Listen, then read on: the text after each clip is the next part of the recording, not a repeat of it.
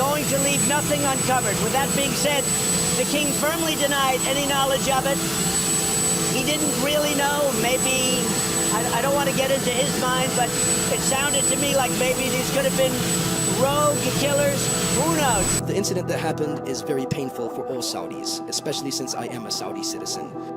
And I believe it is painful for any person in the world. It is a completely unjustified, horrific incident. Today, the Kingdom of Saudi Arabia is taking all legal measures to investigate and complete the investigations by working with the Turkish government to reach the results and bring the guilty to trial and impose the deterrent punishment.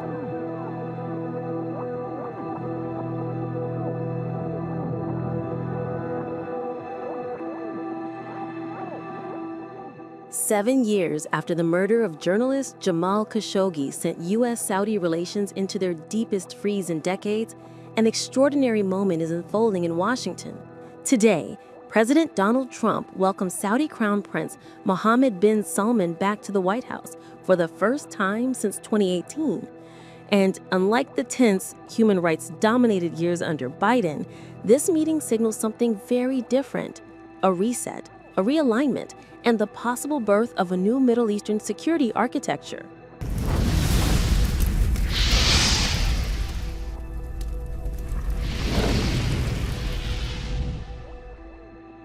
The state visit is being billed as a pivotal moment, a checkpoint where two powerful leaders attempt to lock in a new long-term partnership.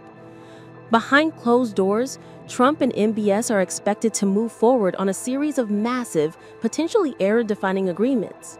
A binding defense pact, treating any major attack on Saudi Arabia as a red line for the United States. A framework for U.S. support of Saudi Arabia's civilian nuclear program under strict safeguards. Possible access to top-tier American weaponry, including the long-withheld F-35 stealth fighter, which Trump, hours before the crucial meeting, said he would approve. Yeah, no, I am planning on doing that. Yeah. They want to buy. They've been a great ally. They've got to like us very much. Look at the Iran situation, what we did in terms of obliterating, we obliterated their nuclear capability. Yeah, I will say that we will be doing that. We'll be selling F-35s. Yeah. Multi-billion-dollar investment commitments from U.S. tech giants, fueling Saudi Arabia's Vision 2030 transformation, and joint strategies to contain regional crises from Gaza to Sudan to secret Saudi-Iranian mediation channels. In short, this meeting isn't symbolic, it's strategic, massive, and aimed to reshaping the post-Biden Middle East.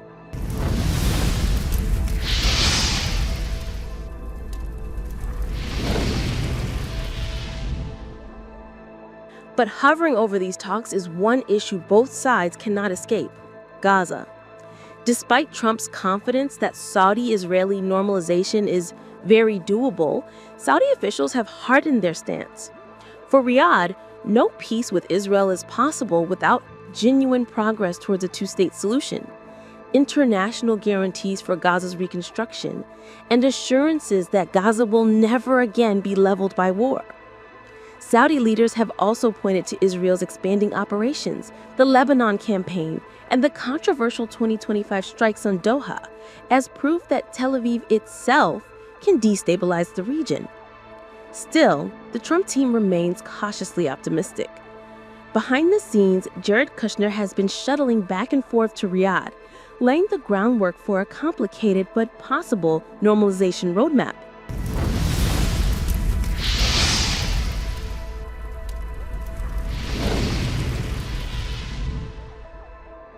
For Donald Trump, the stakes are clear.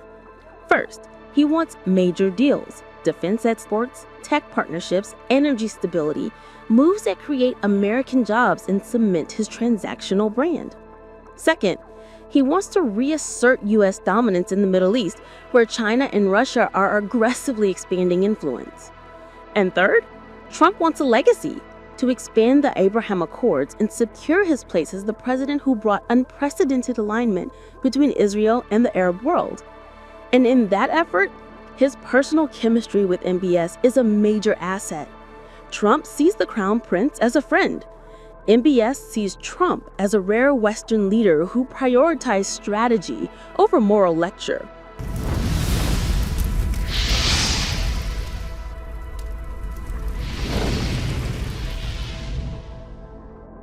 But not everyone in Trump's orbit is celebrating. Some of his most hardline MAGA allies like Marjorie Taylor Greene and Steve Bannon have criticized lavish state visits as inconsistent with America First. Trump fired back, calling Greene a ranting lunatic and publicly withdrawing support for her.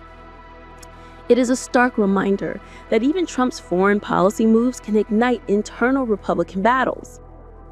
Meanwhile, the Saudi Arabia of 2025 is not the Saudi Arabia of 2017.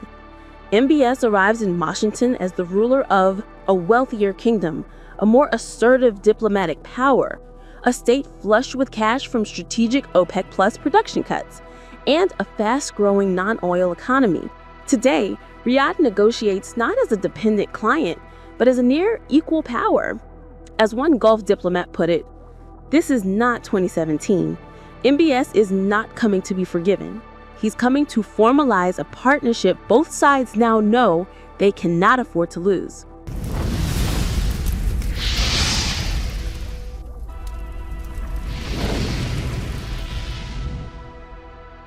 But the biggest question remains unresolved. Can the United States and Saudi Arabia bridge their widening gap over Gaza, over Israel, and over the path towards Palestinian statehood? Can Trump work his trademark deal-making magic in a Middle East far more fractured than the one he left in 2021?